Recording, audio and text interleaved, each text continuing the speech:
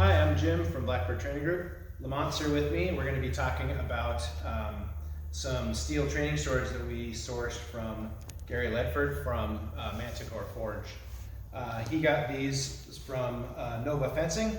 They are an entry-level steel trainer of a Gnutting style and a Dahong Palai style. As a FMA school that does some HEMA, one of the things that we've been looking for a long time is a steel trainer. When we reached out to Gary, he set us up with these, and we've been working and collaborating on these, trying to get something that works in hard sparring, because that's one of the things that our club does.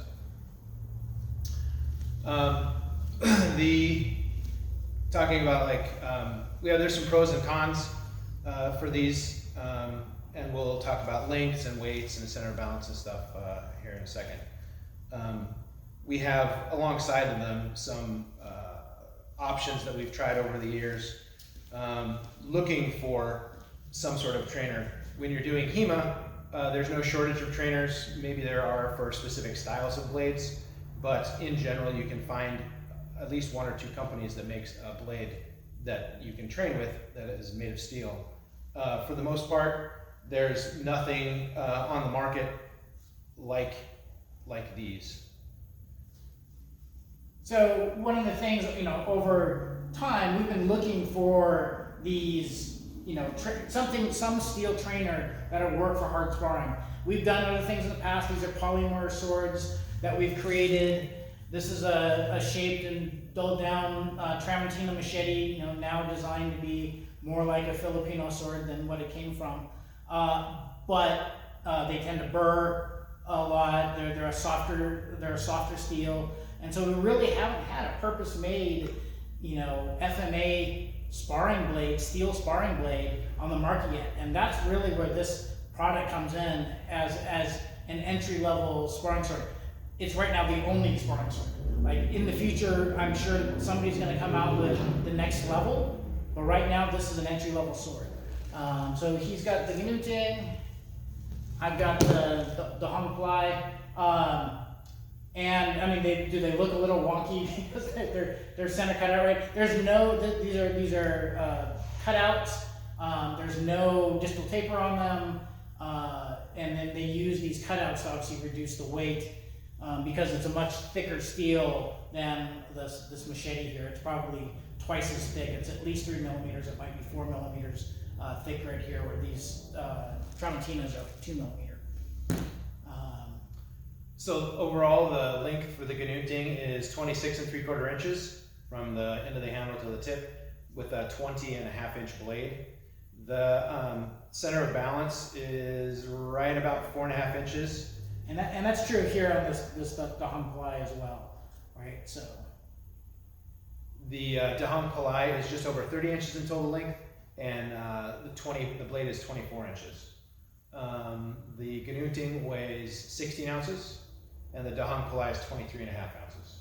And a lot of that is probably like there's a little bit of a counterbalance in order to make these weigh the same, to balance out at essentially the same point. They put a counterbalance on here, so you're seeing a lot of weight pull back here. At the same time, this is just obviously much beefier and harder to control in sparring than that Gnutting is. The whole idea of having a purpose-designed sparring steel blade is really important when you start talking about club safety. Using a shaved down machete might be a good stopgap thing to kind of get the technical aspects and do some light technical sparring. But really, if you're really thinking about doing any level of sparring above very technical, you want something that you kind of trust, that's made by a maker that's going to put some thought and some engineering into that. And I think that's one of the things that these cutout style blades give you, at least, is there's not a whole bunch of flex to it, but there is some, and they hit a little hard, but I mean, this is the world where people are doing longsword sparring. So if you armor yourself substantially, appropriately, I should say, I think these are a pretty good option. Yeah, I mean, this is definitely not something you want to get hit hard on a thrust with. I believe that both this one, they're gonna increase the cutout on this one. These are the first generation prototypes. We kind of got them as a chance to test them out, give some feedback on them. And the next generation is coming out this month, I believe, is the next batch is coming out. And they're gonna address a lot of things. That gnuting is gonna be like a centimeter longer or a centimeter and a half longer, trying to give it a little bit more flex than it has right now. And I believe this cutout is going to get a little bit bigger to try to give it a little bit more flex than it has right now, and also try to shave back a little bit without the weight on it right now. But you want to talk about the connecting piece? Yeah. So one of the things that we noticed with this is, like, honestly, one of the reasons I wanted to go to steel in the first place is that it sounds like a weapon, it sounds like steel, but these kind of have a tuning fork thing going on with them, where it's just a little too ringy, and so having a connecting bar in here will kind of damp down those vibrations and won't let it sit for as long as it goes through. And presumably, if there's, like, you can't actually squish this like a little bit, that would also prevent that from malforming. And again, you're not going to see that very very much at all. So as far as pros go, we think the cost is amazing. They're estimated, like I said, these are prototypes, but I think the estimated cost, what they're aiming for, is right around $160, which is super reasonable, especially as when we put our FMA hats on, that's like half of the average training sword. So $160 is... Or the HEMA hats on. Like, you're going to buy a training saber, like a steel training saber, you're in the $300 realm for just about everything. And so coming back down to maybe $280, something like that. So getting a budget entry level training, like, these aren't the most attractive sword in the world. This is plywood here. The nice thing here, though, is if you didn't like the scales on this, you can unscrew these or replace them yourself. These are just Boston, or what's the Chicago, wrong city, and replace the scales yourself with something nicer. These are, again, they're not spending the time on the scales for that. If you want to improve it, shape it to your desire, you can. These just unscrew and come off. So I think for our school, we're going to wrap them in hockey tape. Like, I did not buy these for the grips. I bought them for everything else. They're great. Which brings us to one of the other things, the form factor. This gnuting looks like a fighting gnuting. The Dahang Palai looks like a whole bunch of different FMA relatively straight blade swords on the longer end, but they look like what they're supposed to look like, and they do what they're supposed to do. They're durable. That was one of the things that we noticed too. Is I think we've had maybe 6 or 8 pretty medium intensity sparring matches, and they haven't burnt up or working with something like this. You would basically, after every match, you'd want to go down, check your burrs, make sure that they're clean. We haven't had to do that at all. We checked them, but we haven't had to fix them, haven't had to file anything down. I can barely feel right here where there's a good hit there, but I can run my finger over it and it's totally safe. Other than that, nothing in terms of damage. Feel a little bit on the back from where sort of back of blade deflection happened, but nothing that would stop me from using this. Or even to repair it right now. We were also talking just before we started filming. These aren't stainless steel, but I mean, for as much as we've handled them, there's like maybe one little spot of rust that you could be easily addressed with an SOS pad and a little gun oil or something like that. So I mean, they're durable. Maintenance is relatively easy. Like Lamont said, you can change the handles out or the grip scales out if you want. I mean, they're relatively they're budget friendly, right? They're entry level. So now one of the things that we want to get into here is, if you're gonna spar with these, for as FMA people, we spar with rattan all the time. We're used to wearing lacrosse gloves and fencing masks. This is a giant step up in terms of damage potential than even from polymer. Like, you get here, like it's a core, it's a half an inch thick. Like, you can do that and you're gonna know about it, but you can do this with pretty light padding. and a little bit of control.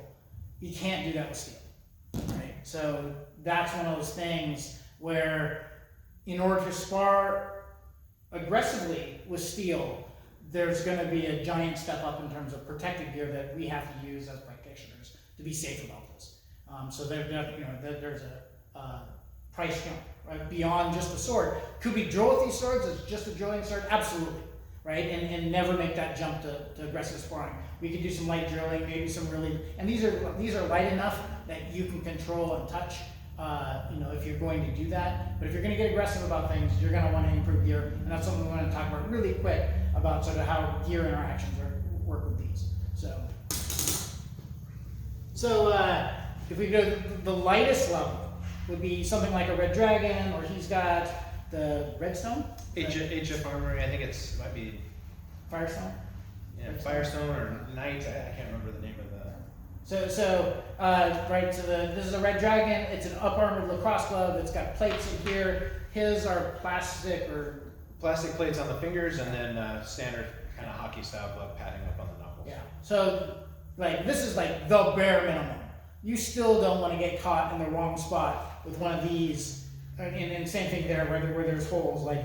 Like you can still get hurt significantly with these. But this is the bare minimum in terms of what you're going to want to do with this. And I can emphasize bare minimum. We're going to want to go up a level. And so if I'm going to really spar with this, I'm going to move up to something heavier.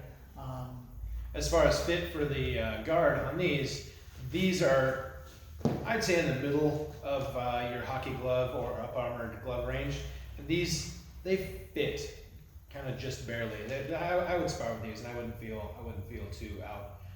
But like Lamont said, as far as like taking a hand shot, I definitely want to move up to something else. And we do a lot of hand shots.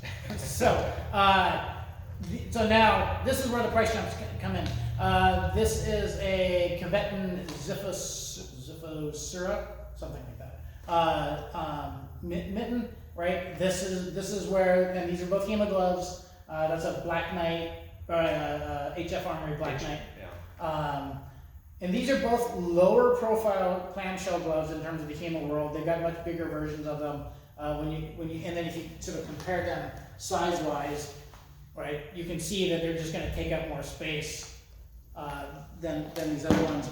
Obviously, for the donk, it doesn't have a guard. Now I really want to make sure that I have a real knit there, right? And I'm safe and can use that safely as we come through there. This has the S guard on there. The problem we found with it is fit. Like trying to fit that this big guard into that S guard was an issue. And I think mine might be slightly lower profile than yours, but even then, just on that front part. Yeah, like I can make it work, but it's a little bit of an effort. So one of the things we actually requested was that they out angle this this bar instead of coming back in, is that they move that angle out a little bit. So we'll see what happens with this next generation, but that would make the fit work. And again, mine is a pretty low profile guard. I think his is a little bit fatter than mine. Yeah. And so I can make this work, but I'm very fixed into where I am, and moving my hand around on the handle doesn't work very well for me. Yeah. I can't even make it work. It's just so far out at the end of my fingers that it just wouldn't be safe to spar. Yeah. But like I said, I can make this work. Moving that bar out just a little bit would make it work much better for me. But that's really going to be a matter of like which gloves you have and how that fits your gear. And it might be an option where maybe they wind up coming with one that just has a crossbar on it, and they lose that front grip entirely. Obviously, if this is yours, you could just cut that off if that was an issue, and not have that S guard at all. I'm gonna try bending it out just to see if we can, garage door shade tree mechanic make it work. Yeah. Yeah, but other than that, like the fit in terms of the donk ply with this, it's great. Top edge fits nicely up here, fits under here. So I've been extremely happy with this one. At the weights in this one at 24 ounces. Yeah. Yeah, like, it's probably a little bit more forward weighted, than, historical examples. You're gonna know about it, and your, arm fitness, if you're used to a 10-ounce stick, or an 8-ounce stick, or you're gonna feel the differences when you start moving around 24 ounces. And that's a good thing, right? That's that jump from moving from rattan into steel. You should feel the difference as you move into it, and there will be a fitness component associated with that. One of the things I think is most interesting about these is the sword is kind of no longer the barrier to entry for getting into steel stuff, right? Like if you're looking at the whole package and you're in HEMA, you have to buy the gambeson, and you have to buy the gloves, and you have to buy the mask, and you have to buy the gorget, and then you have to buy the sword. Oftentimes the sword costs as much as well over half of the protective gear. That is simply not the case now. Like if you get a good gambeson somewhere, specifically the HF Armory mittens are really reasonably priced. I can't remember what they are retailing at when I got them, but they're reasonably priced.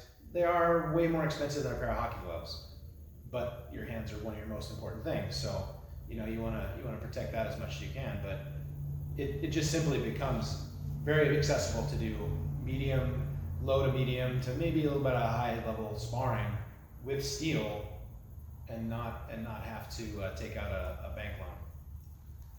Yeah.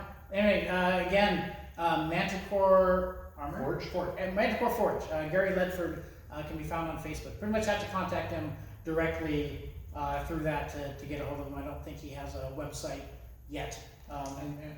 And I don't think Nova Fencing has much of a presence you can get a hold of them either. But yeah, basically Gary's very responsive. Gary's the person you want to go through. Maybe if you're in Europe, then you have to go through. Nova Fencing, who makes these, is based out of Poland. So if you're in Europe and need them, maybe you go directly to them for that. But Gary's been the point person, kind of co-designer on these to get this off in the United States. So, yeah. Thanks very much. Yep.